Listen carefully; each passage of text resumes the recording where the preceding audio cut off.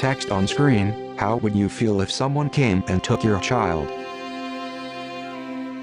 Between 1870 and 1996, more than 150,000 Indigenous children were taken from their families and sent to residential schools. Their identities were stolen, cultures extinguished. They were undernourished, neglected, and often abused. There were more than 4,100 confirmed deaths. Did your school have a graveyard? A dream catcher and flowers on a tombstone. How could this have happened? Where do we go from here?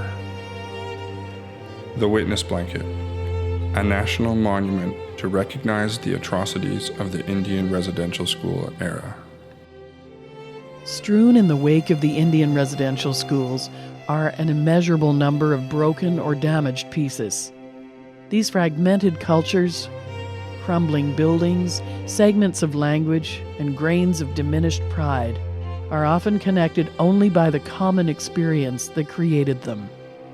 Imagine those pieces, symbolic and tangible, woven together in the form of a blanket.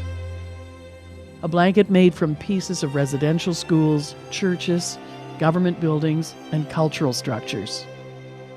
A blanket where the story of each piece is as important to its construction as the wood and screws that hold it together. A blanket with the sole purpose of standing in eternal witness to the effects of the Indian residential school era. The system created and run by churches and the Canadian government to take the Indian out of the child. Left alone, these pieces may be forgotten, lost, buried, or worse, be uncomfortable reminders that leave painful impressions on the minds and hearts of those who recognize what they represent. Individually, they are paragraphs of a disappearing narrative. Together, they are strong and formidable, collectively able to recount for future generations the true story of loss, strength, reconciliation, and pride. Text on screen, 12 months of travel, 204,762 kilometers, 77 communities, 10,000 faces, 887 pieces of history. A large collection of items have been attached to a wooden freestanding wall to resemble a quilt. The Witness Blanket may be the most important piece that I ever create, and I feel an obligation to bring it to as many communities as possible. We need to honor the survivors and remember the children who were lost.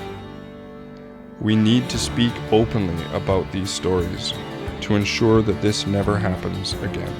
A woman with paint on her face speaks and cries, a protest march. People speak in sit-down interviews. Stephen Harper standing alongside a man wearing a headdress. A man searches for something in the snow. A group of hand drummers. Chief Justice Murray Sinclair speaks. A crane begins to demolish an old building with a crowd of onlookers. A man draped with a blanket dances outside. Facebook logo beside text on screen /witness blanket. Twitter logo beside text on screen /witness blanket. Special thanks to Sheila Rogers.